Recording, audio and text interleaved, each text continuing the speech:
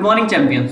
आज हम लोग करने वाले हैं एक स्टडी जो कि बेस्ड है एप्लीकेशंस ऑफ ट्रिग्नोमेट्री पे। तो यहाँ पे आपको एक फिगर दिया गया है और कुछ थ्योरी दी गई है।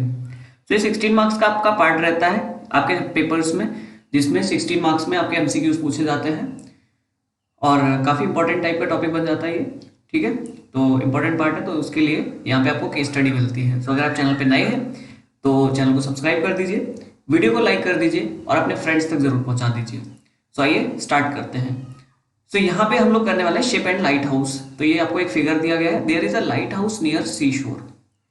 तो एक कोई सी है, उसके किनारे एक लाइट हाउस बना हुआ है। A ship and a motor boat are moving towards the light house. और एक शिप है, एक मोटर बोट है जो लाइट हाउस की तरफ मूव कर रहे हैं। ठीक है, तो आपको फिगर में दिख भी रहा है। The angle of elevation of the top of the light house are 30 degree and 60 degree respectively. जो एंगल ऑफ एलिवेशन दिया गया है वो 30 डिग्री और 60 डिग्री है। ठीक है, 30 डिग्री शिप से एंड 60 डिग्री बोट से, यानी कि बोट जो है वो लाइट हाउस के पास में है और शिप जो है वो लाइट हाउस से दूर है। केवल आपको इतना ही डेटा दिया गया, बाकी डेटा आपको क्वेश्चंस में प्रोवाइड किया जाएगा। सो आइए स्टार्ट करते हैं।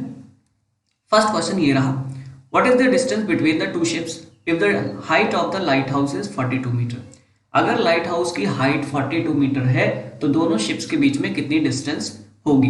ओके, सो देखिए यहाँ पे अगर लाइट हाउस की हाइट 42 मीटर हो गई तो आप जल्दी से कैसे निकाल सकते हैं, छोटे वाले ट्राइंगल में ले लीजिए। चाहे एक बार फिगर इधर बना लेता हूं। देखिए ये आपका लाइट हाउस हो गया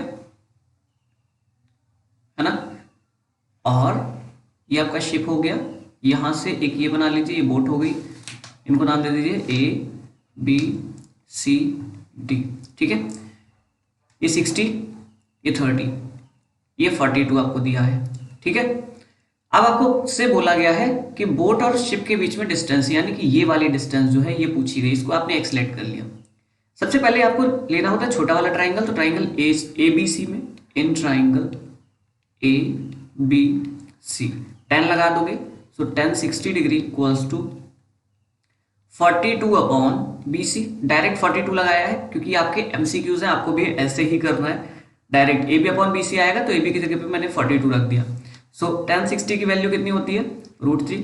सो √3 equals to 42 upon B C. So B C equals to 42 divided by √3, ये आ जाएगा। अब बड़ा वाला ट्राइंगल लेंगे। ठीक है, सो बड़े वाले ट्राइंगल में देखिए 10 30 लगाओगे। सो 10 30 डिग्री इक्वल्स टू कितना हो जाएगा, सो 42 अपॉन बी डी, पूरा बी डी आ जाएगा। 10 30 की वैल्यू 1/√3 होती है। 42 अपॉन बी डी है आपका, तो बी डी में देखो एक तो x है और एक बी सी है, x प्लस बी सी है ना। तो x प्लस बी सी इधर आ जाएगा, इधर हो जाएगा 42√3। समझ गए। इधर देखिए तो x प्लस बी सी की जगह आपने 42/√3 वैल्यू निकाली थी, इक्वल टू 42√3।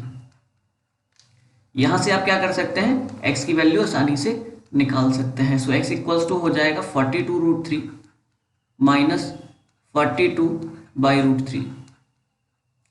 तो x इक्वल्स टू हो जाएगा 42 कॉमन ले लीजिए, तो अंदर बचेगा √3 minus 1/√3। So x equals to 42, √3 3 हो गया, 3 माइनस 1/√3। सो ये हो जाएगा x इक्वल्स टू 42 इंटू 2/√3। सो ये हो जाएगा x इक्वल्स टू 42 टू जा 84/√3। आपको पता है जब डिनोमिनेटर में रूट हो तो आपको से मल्टीप्लाई कराना होता है, रेशनलाइजेशन करना होता है। सो x इक्वल्स टू यहाँ से आ जाएगा 84√3/3। 3 से कट कर दोगे तो यहाँ पे 28 बचेगा। सो 28√3। सो आपका डी ऑप्शन करेक्ट हो जाएगा, फोर्थ ऑप्शन। ठीक है, तो आपका आंसर आ गया।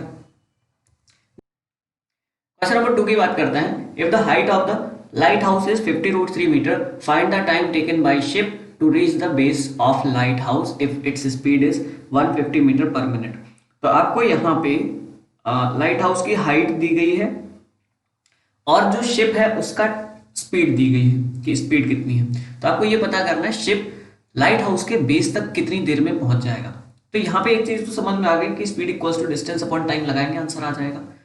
बट उसके लिए हमें डिस्टेंस निकालनी पड़ेगी, क्योंकि स्पीड तो है, डिस्टेंस और निकाल ले तो टाइम आसानी से पता चल जाएगा। डिस्टेंस के लिए देखिए जरा फिगर, यहाँ पे इसकी जो हाइट दी गई है वो 50√3 दी गई है। यहाँ पे देखिए 50√3 ये हाइट लाइट हाउस की, देख रहे हैं। तो ये जब 50√3 है, इसको मैंने ए दे दिया, यहाँ देखिए बी दे दिया, ये सी, ये डी।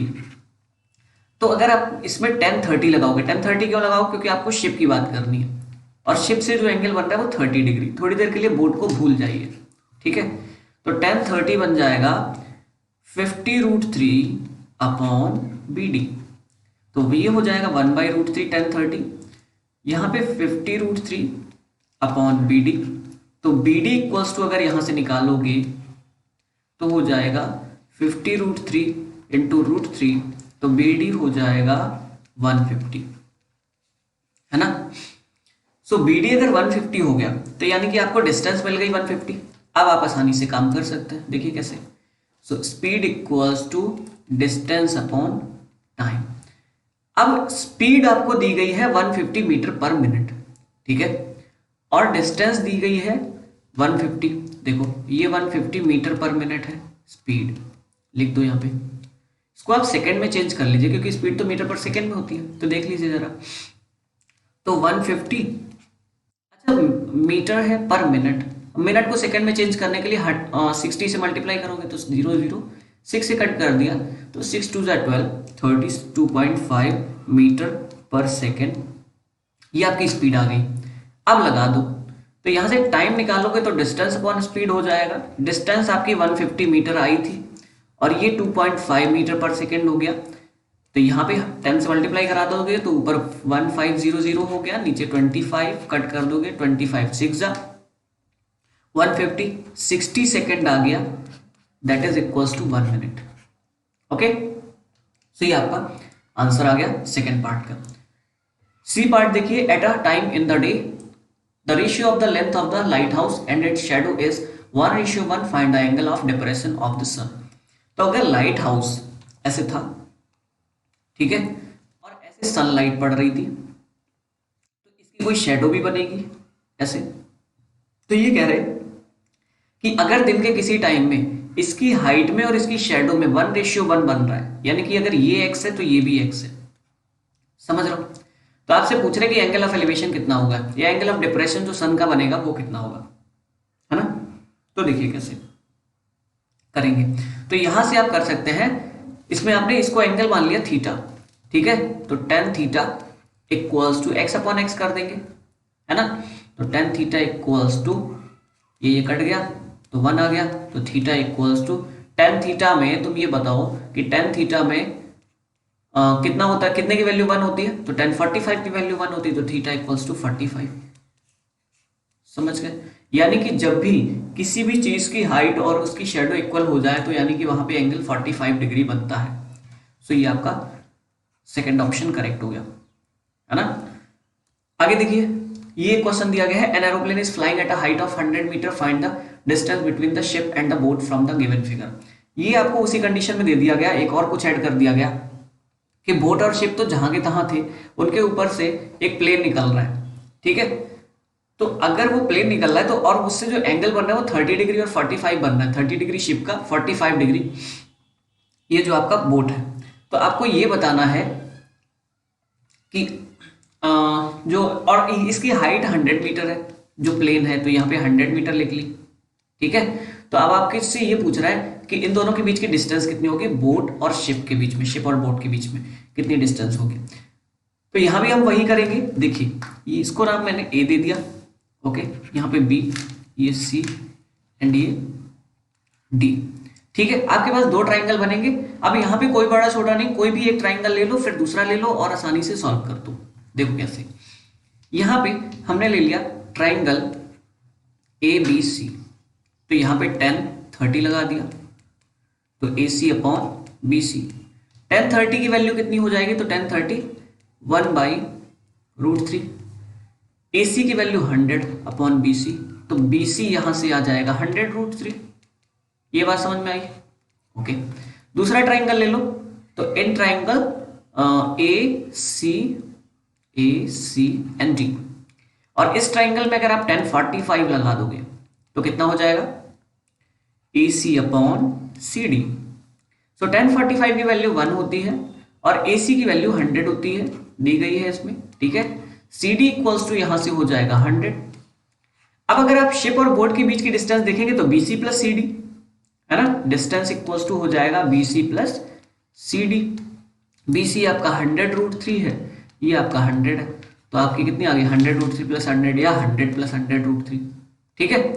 ये उनके बीच की डिस्टेंस आ गई, और यहाँ पे आप मीटर में चाहो तो लिख सकते हो, ठीक है। वैसे नॉर्मली डिस्टेंस दी गई थी और सारा डेटा मीटर में, तो मीटर में ही आएगा, ओके। तो आप मीटर में लिख सकते हैं, तो 100 प्लस 100√3 यानी कि सेकंड ऑप्शन आपका करेक्ट हो गया।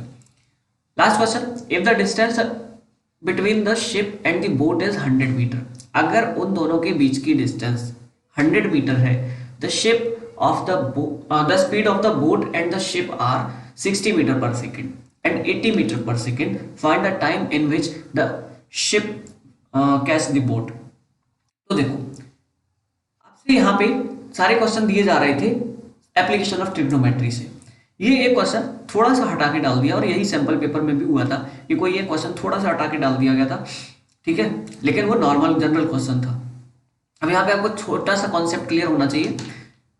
सबसे पहला तो ये कि speed equals to distance upon time होता है। दूसरी चीज ये कि रिलेटिव स्पीड का, रिलेटिव स्पीड क्या होती है, आपने फिगर देखा, फिगर में देखा आपने कि यहाँ पे बोट और शिप एक ही डायरेक्शन में चल रहे हैं, ठीक है। अब आ जाओ, तो यहाँ पे उन्होंने कहा कि इन दोनों के बीच की डिस्टेंस, जैसे ये आपका शिप रहा, S लिख दिया मैंने, ओके, ये आपकी बोट है, B लिख दिया, इनके बीच की डिस्टेंस बोल रहे हैं 100 मीटर है, ओके, अच्छी बात है।